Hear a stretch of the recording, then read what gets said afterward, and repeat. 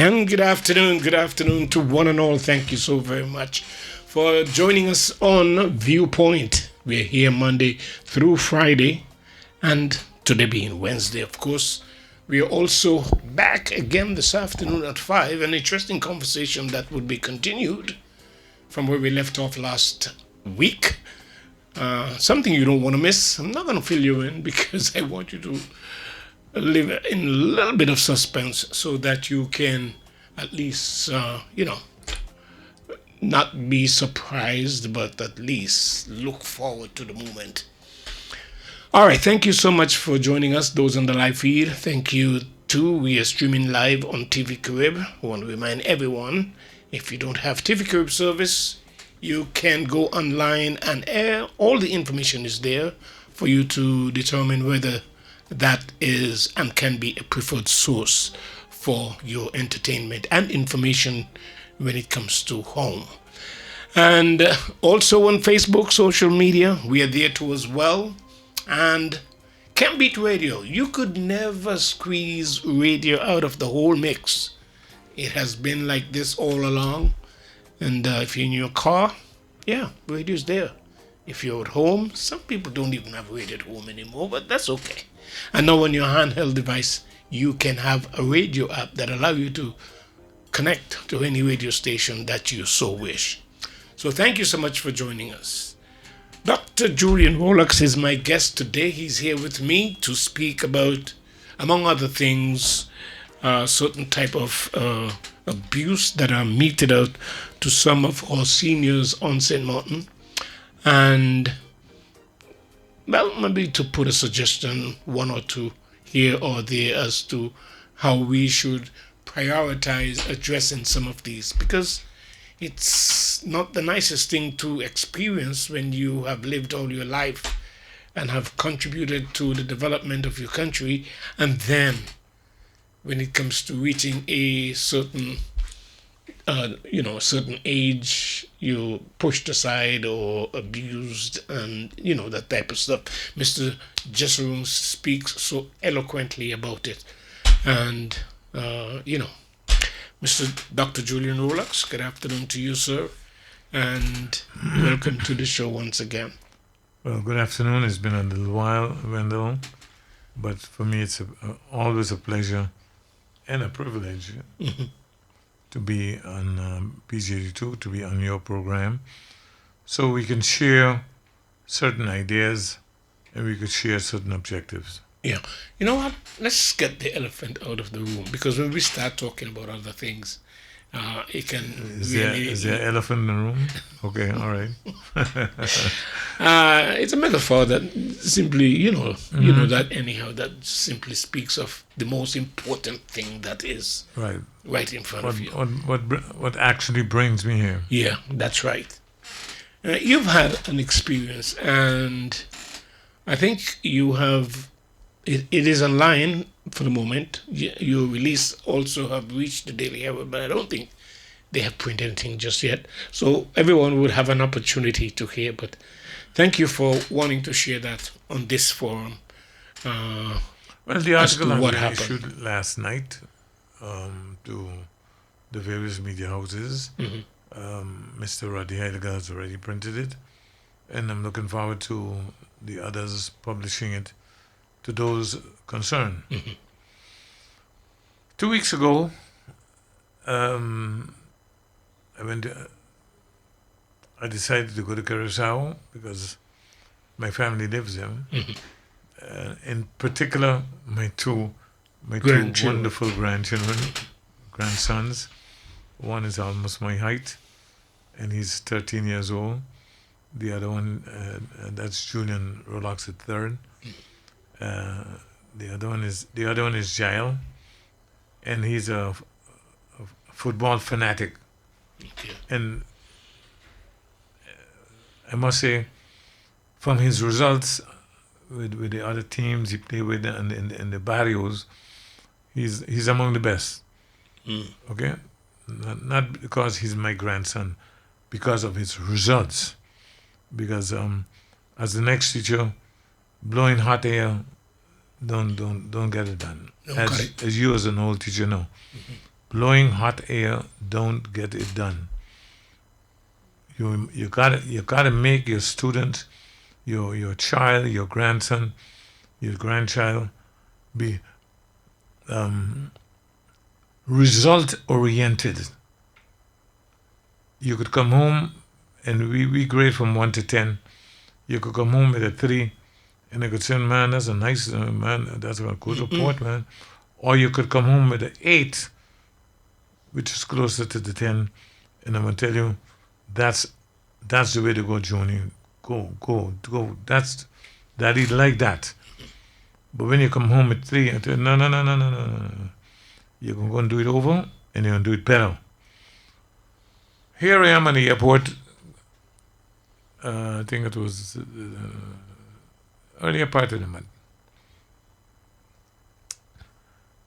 I was booked with Z Air to go to Curacao, and most of the flights were full because of the football development. And for the second time, actually, I was confronted with this fact that at this moment, I have a recovering leg. It's recovering. It's going very good. From a stroke I had some years ago. But they come. I told them I'm going to need a wheelchair. They bring the wheelchair to me and tell me I got to pay $50 for the wheelchair to take me to the plane. So I reflected, it happened to me before. And the time that it happened before, I took back my luggage. I said, "You're not going to get my $50. And I started to hop and skip towards the plane. But I believe there were so many people, and there was an element of embarrassment. They come with a wheelchair. But this time I ended up paying it. I think I was late at the flight. For some reason I paid it. I think it's gross abuse. This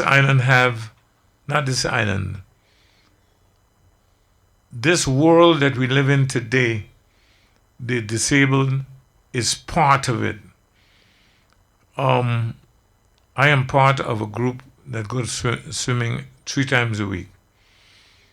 Folks that have issues, other folks that are perfectly well. By Les Brown, it is done down on the beach. I will gladly say it because it's something that is good for people. It's good for your health. My dear people, I have a program by the name of There's No Wealth Without Health. Occasionally I play it now.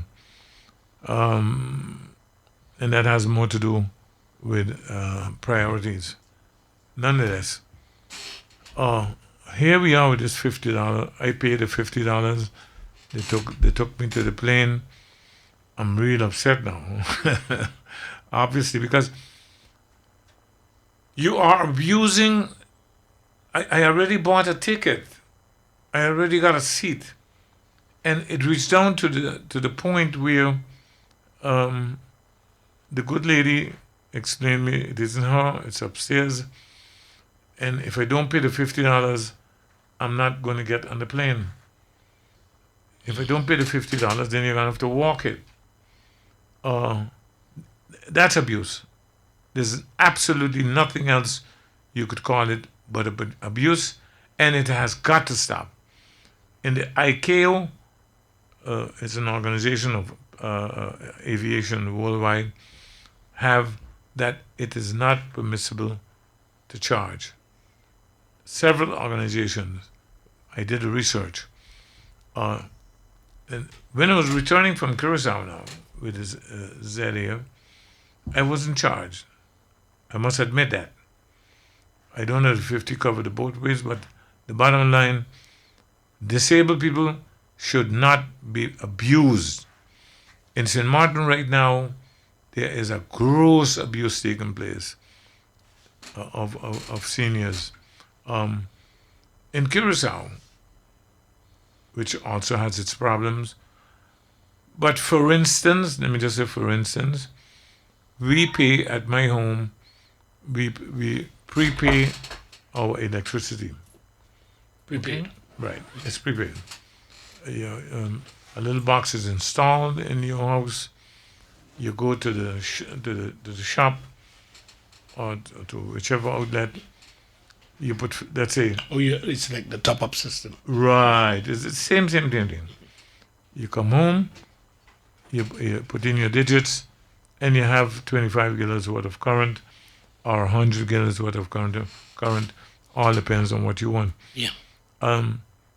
I do not know why it is not done in St.Maarten. It's also one of those things that should be implemented here, and I really do hope that it is done. I am very happy, and congratulations to Miss Iris Arundel in the position where she is right now. I have full faith in her. I was impressed the way she brought forward the numbers, because everything, at the end of the day, everything you do in business comes down to numbers. The good lady explained, if I don't collect, this operation is going to collapse. We need the money. There are those people in our community that have problems paying. I understand that. And especially the seniors, there's something should be done to help them. But there are those that just take advantage. Their tenants pay them, and they don't pay GB. Next thing you know, the tenant get cut. So to go back to ZA Airline, it is something that they should stop doing. It isn't doing them well. This broadcast obviously is not going to do them well, because it's not a plus in their cap. Listen, I know that there is a service that is aside from what the airline probably was. I don't know if it's the airline was responsible for the wheelchair to take you to the plane, or the service. I'm trying to remember the name of the service, but it's on all airports where people who are seniors, you can ask for that service where they put you, as soon as you landed, you're in wheelchair and they wheel you around and they do all that stuff. Those weren't the ones, because I'm trying to get at who need to take note of such of such an incident that is putting down people who are challenged as far as mobility is concerned. Who needs to get this message? Was it the airline? That's not my business. I paid it. That I know. Mm-hmm. I'm not going to research who cutting deals, or who getting a kickback, or who the money going. That's not my business. I paid it at the desk, and the people who I paid it to, they are responsible, period. If they're doing it on behalf of, I don't want to get into that. You cannot be abusing elderly, disabled folks. It's not the right thing to do. We live in a world today where we live in a world where we're trying to develop compassion. We're trying to develop humanity. We're trying to eliminate discrimination, and these are issues that are very important, because I'm a businessman. I could afford to pay the $50. There are other business people that could afford to pay the $50. They are civil servants, high paid. But the masses cannot afford to pay that $50. Somebody want to go to Curacao, we're still close to Curacao. Oh, disregard the political nonsense. Almost all of us have family in Curacao and Aruba. Almost. And I'm saying, If Machi come, Papimento Granny, if Granny come to the desk, she bought her ticket. She got a $20 in her pocket. If she doesn't pay that $50, she cannot get on that flight. That's not right. That's absolute abuse. And I would like to, if it's not abuse, I would like for them to come and explain what it is then.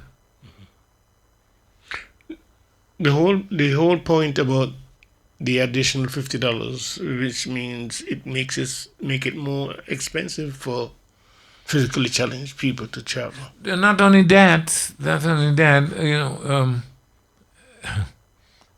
all through society, what you're seeing now is people pushing the envelope. Let's see how far we can go. Just now they can charge you for putting on your clothes and have a justification for it. And I am saying, if you are running a business and you can't run a profit without abusing the public, close that business. It doesn't have a raison d'être. It doesn't have a reason for existence. But they wouldn't close because them, they're making money. No, as I said, if you have a business and you got to abuse people for it to exist, it doesn't have a raison d'être. It doesn't have a reason for existence. Close it down. You cannot run a business on abuse. Absolutely not. Okay?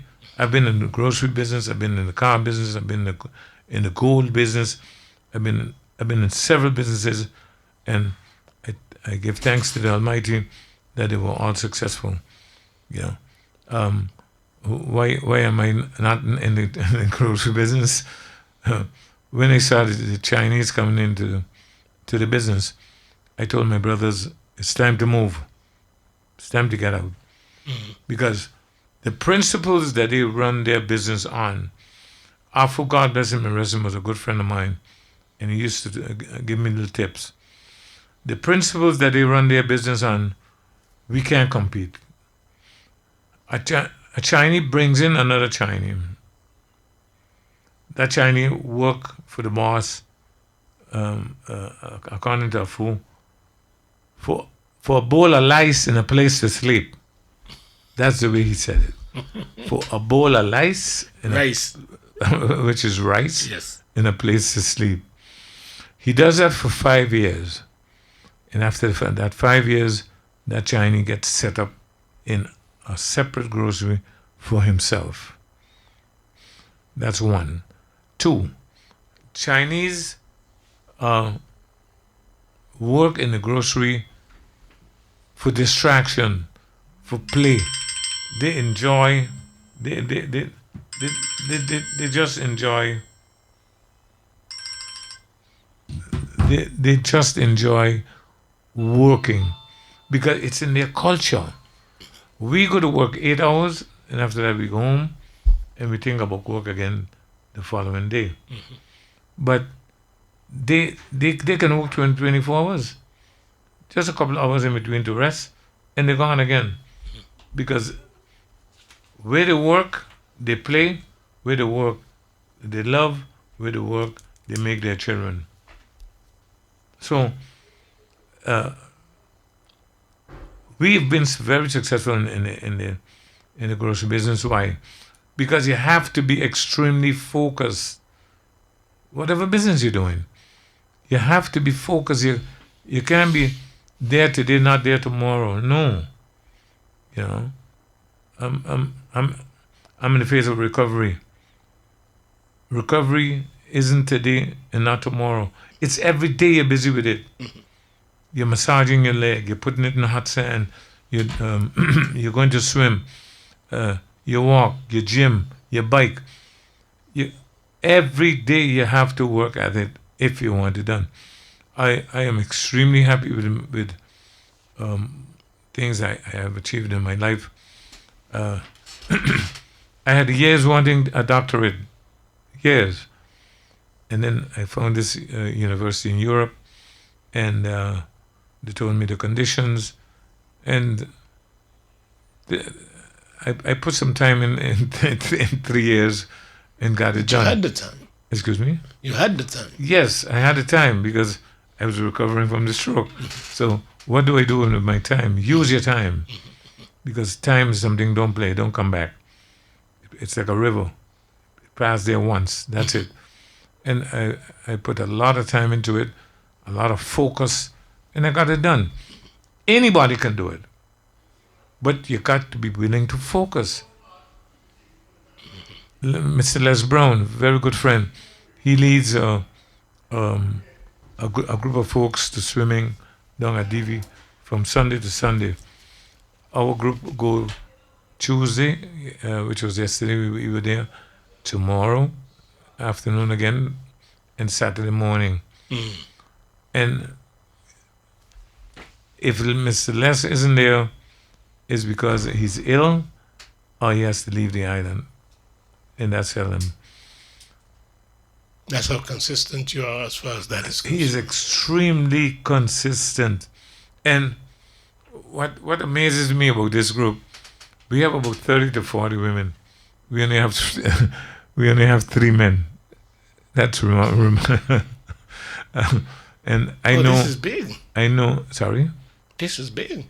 No, it's a big. There's a big group. It's a big group. 30. Ladies on the French side, they come all the way from Marigot to be part of this, because we have a major problem on this island. We eat too much. We are too heavy.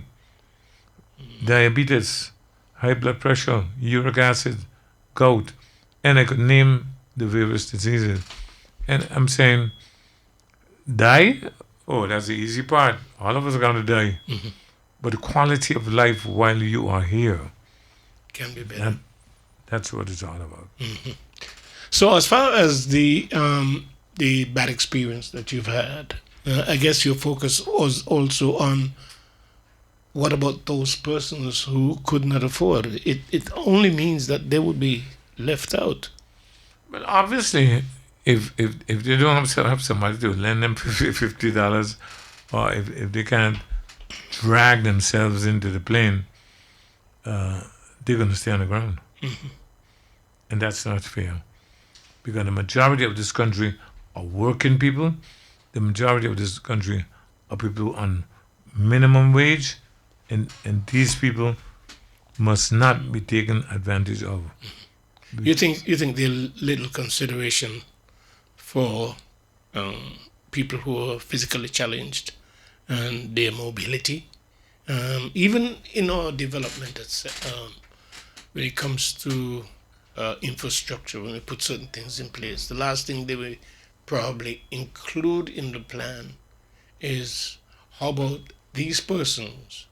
How do we develop whatever improvement we're putting in place with them in mind? You see, sometimes I wonder, where are we? We are a colony. When you go to Holland and you look at the infrastructure, there are few places in the world that can compete with that infrastructure. And I'm saying, why don't we have a similar infrastructure here? You have infrastructure for the bikes. Yeah, even two-wheel, they have an infrastructure for that. You have the infrastructure for the little mobiles. People just sit in the four-wheel mobiles, and they don't have the capacity to walk, but they jump in the little mobile and they reach where they're going. St.Maarten, we don't have that at all. And there are some young boys. Hence the reason for those guys who often get into trouble, because they chart their own path. I'm sure on the road to Soccer Garden you would have seen, to name, because I'm sure there are more, but there are a few guys in Soccer Garden that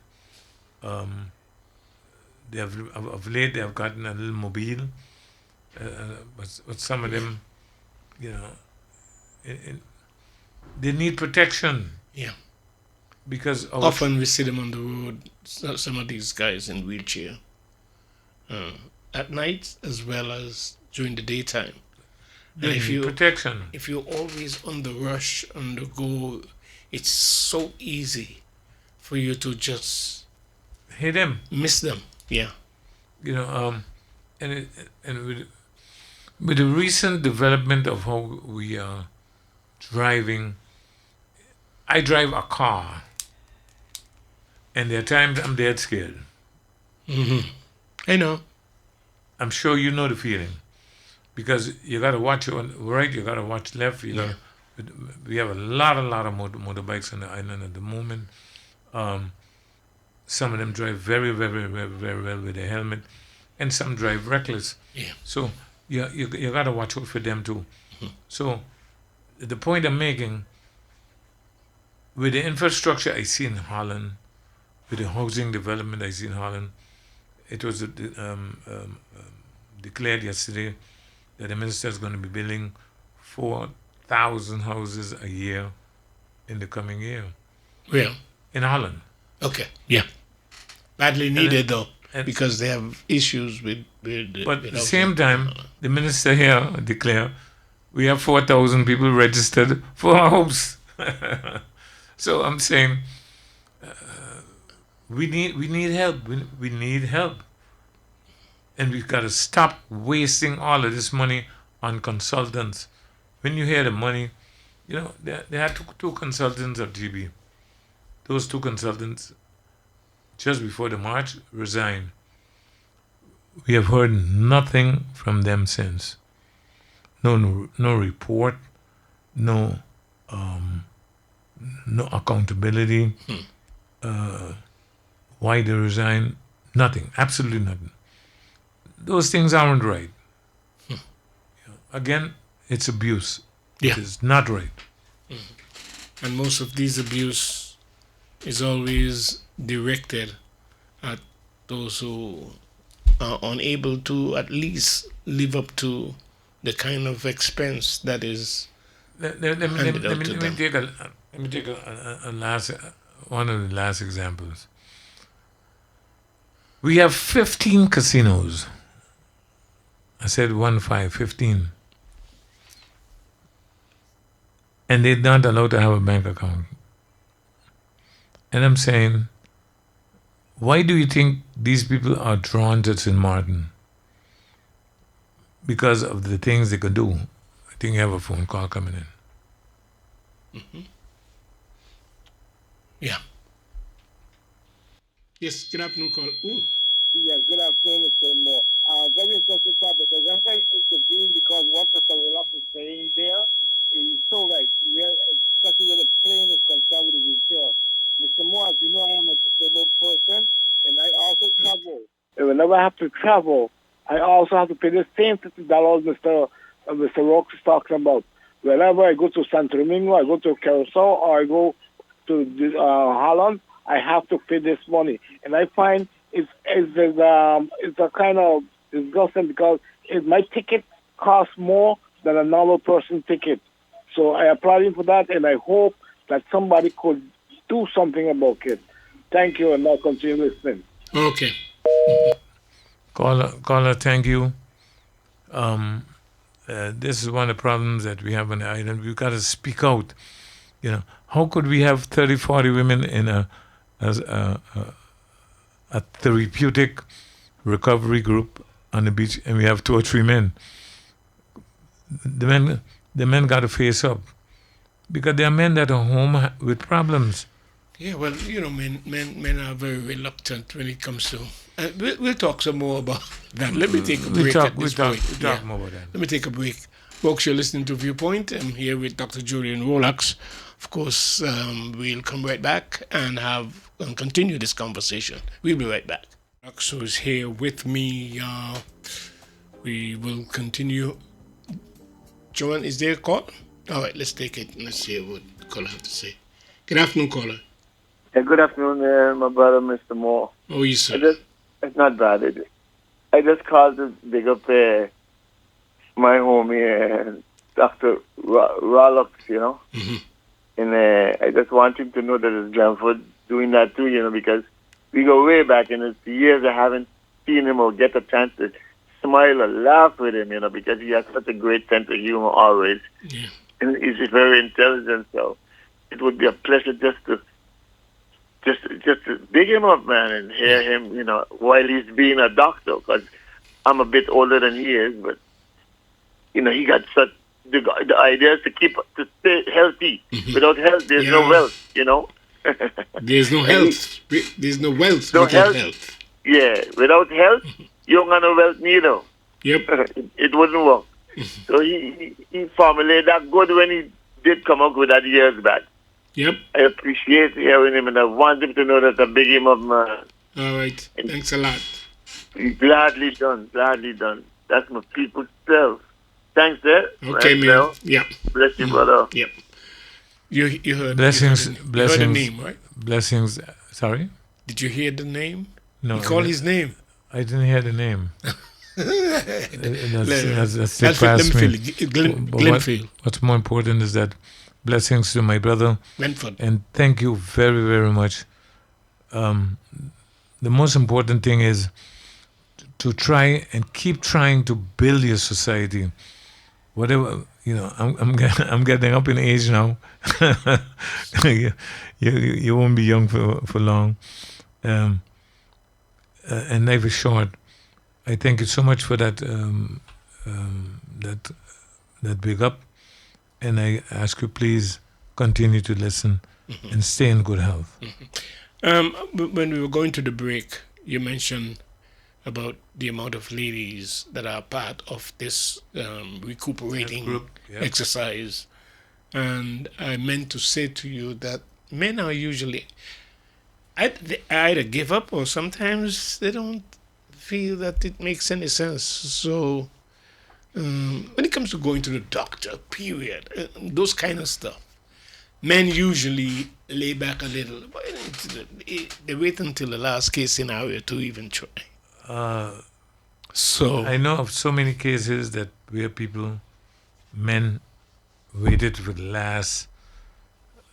In one case, very, very good friend, diabetes. I give a moment, the doctor said, you got to amputate. Yeah. And he said, no, I ain't going to amputate my leg. And at the given moment, the gangrene started to penetrate the blood system. Mm-hmm. And the pain was enormous. Mm-hmm. Mm. At that point, he asked the doctor, we begged the doctor, take it off. And the doctor told him, it's too late. Oh. Because the gangrene went into the blood system already. It didn't make sense. What I'm saying here, my dear brothers, pay attention to your health. Pay attention to your health. I know we are afraid and don't like people to put a finger in our rectum. My good friend Brian Mead had a test recently done where they put a scanner just below your navel and they could see whatever's taking place. On the other hand, I have another buddy of mine told me that on the French side, they have, and I went there, and the doctor said you drop your pants, and he will take his finger, penetrate your anus, check your prostate, and tell you, you're in business, you don't have a problem. And apparently some claim that scanning is good, but nothing like taking that finger and put it in the anus, feel the texture of the prostate. Take the test of where is your PSA. It can be between 0 and 4. And once the doctor give you the nod, you're in good business. If things ain't good, he can tell you, we got to start to work on this now. It is nothing to play with, friends. Your prostate is not nothing to play with. If you see a PSA going up too high, go to the doctor, find out what you got to do, take the medications, do the operation, whatever you got to do to save your life. Yeah, the caller mentioned a moment ago, he actually recalled when you were on radio making a case for people progressively trying to, get involved and to succeed, but at the same time you were connecting it to good health. I mean, you're still doing it, right? Yes, actually. If that is always remembered, I guess some people would even ask, you were so on top of it and admonishing people to be in good health because there's no wealth without good health. And then Let me answer a question. Let me answer a question that obviously comes up in people's minds. You're such an advocate for health. How did you get a stroke? Yeah. Well, I'll tell you how I got a stroke. One, my cholesterol was high. Two, I was taking blood pressure medication, and I was not disciplined enough. When you get these medications, you can't take them now and then. Yeah. That's one of the weaknesses. It's a life sentence. You got to take the medication every day. I did not, and I was wrong, and I paid a high price for it. Yeah.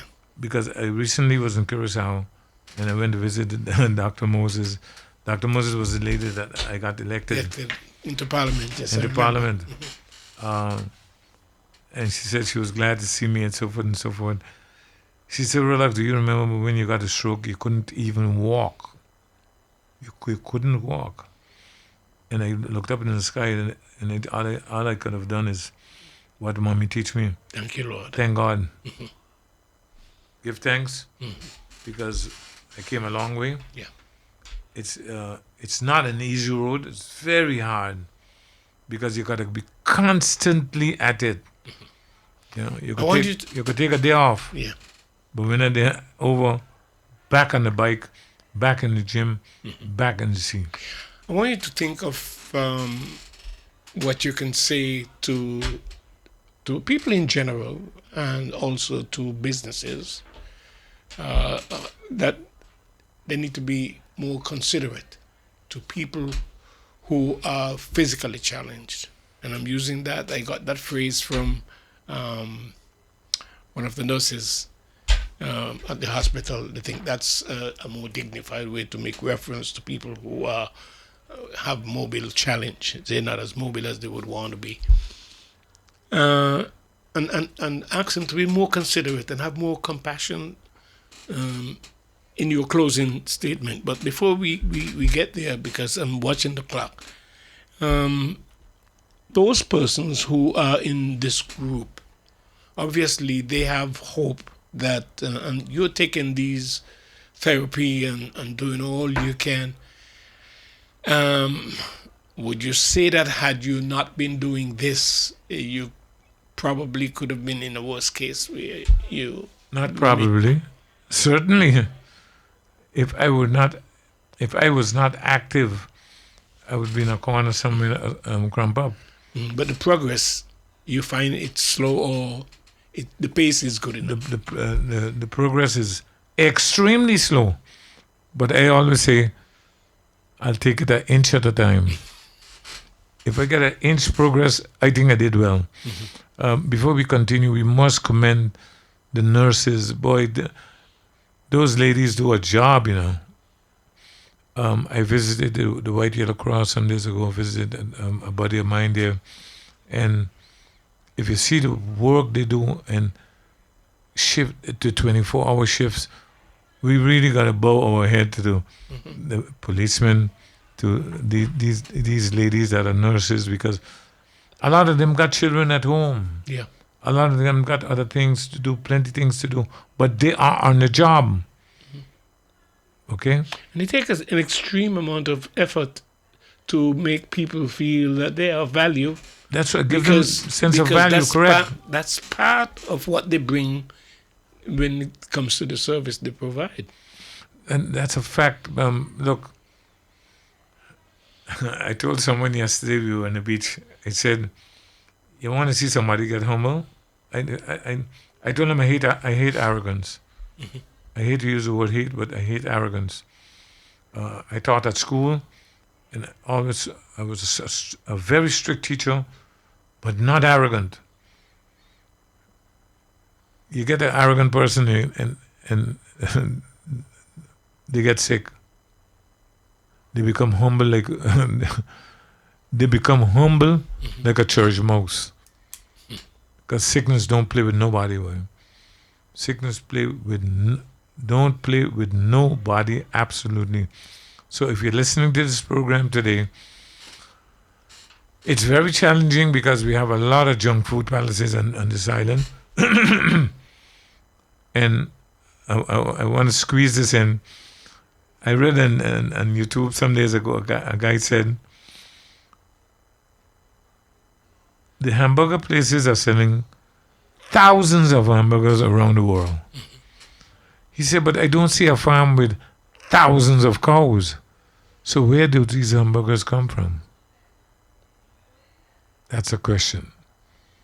Where do they come from? The point I'm making, stick to your home cooking. You want a little ice cream now and then? Have a little ice cream now and then. But don't make junk food your regular dish. Because sooner or later, that body's going to pay for it. And I want you to make an appeal to those businesses who probably, I don't know if it's unaware, that they're not aware that they are really taking advantage of people when they... Well, yes, I would like to make an appeal to ZDA and other airlines and other businesses. There are many people now that are confined to the wheelchair. When they want to enter your business, there should be a facility where they could get into your business. Airlines should not charge for wheelchairs, period. The good gentleman called in and said he goes to Santo Domingo and around the world, and he always got to be paying this fee. We have to, as I said, pay attention to compassion to especially the elderly. You live in a neighborhood, you didn't see daddy come up these days, pay him a visit. Help him with a little piece of bread. Give him a little bit of porridge. You know, we're just a little village, Wendell. And we mustn't live like we live in New York. You live in Amsterdam or you live in Copenhagen, where I think people live like pigs. They live next to each other and have no clue what the neighbor name. People die in their apartments, and when the stench hit the area, then they know somebody in there. We can't live like that. We never used to live like that. I come from a St.Maarten where, good morning, Eva. That was one of our Mrs. Chittick, that used to be one of our neighbors. Miss George. I got some porridge here. You want some? I made some cornmeal pap. You want a little bit? You know, that kind of living, we have to return to, I am my brother's keeper. Yeah, it's quite a challenge when it comes to the pressure that is on today's contemporary world where everybody is trying to survive and need the job or where the money is going to come from. But the focus there takes away a lot from that social fabric that we should continue to maintain. Well, together is easier. Alone is harder. Yeah. If you have a family member, a friend, a group of people that look out for each other, it's much easier. I am hearing of these chat groups, which is a good thing, you know, because sometimes someone might get ill, or not even get ill. Sometimes they have a pot of soup and they want to share it with some people. Yeah. They have people who call, "Girl, I got pot of soup here, come get yours." You know, it's a different way of trying to adapt this European American nasty way of living. Yes, I call it a nasty way of living. God created all men equally. And for the men in St.Maarten that neglecting their health, God created men. He didn't make no supermen. Yeah. You could be as strong as you want. When the day come, somebody got to carry you to your grave. You can't carry yourself there. See? So, important is that all businesses, especially I see the casinos, they should adapt a school, they should adapt a road, they should adapt an area where that particular casino is taking care of that school. That particular casino is taking care of the roads in that area. Because, Wendell, me and you cannot imagine the droves of money that leave this country every day. And as a last appeal to the working class, stay away from gambling. Stay away from gambling. Because the little money that you make with the rising cost of living is hard. Much as when I was in Cold Bay passing a new casino there, parking lot full. Speaking of parking lot at the new casino, there's a landmark at the back of the casino that I heard has become a contention of late. The old bridge that we used to drive on once upon a time when we was going to the airport. The old Simpson Bay Bridge. Yeah. Yeah. Mm-hmm. Yeah. And you see, one of the things I must say this about Curacao, they have always had a strong nationalism, love for country, and now it's even worse because especially with the football, with football development. I am sorry that we can't piggyback on them for the exposure they're getting for their tourism. Yeah, I know. Because there isn't a place in the world today, the four corners of the world, that don't heard about Curacao. they didn't hear about this little island. They even can't find on the map that name Curacao. It's not even little because when it comes to us, it's big. When it comes to us, it's a monster. Yeah. But when it comes to the world, it's just a speck. Yeah, I know. It's like us, we cannot even be found. Yeah, hardly could be found.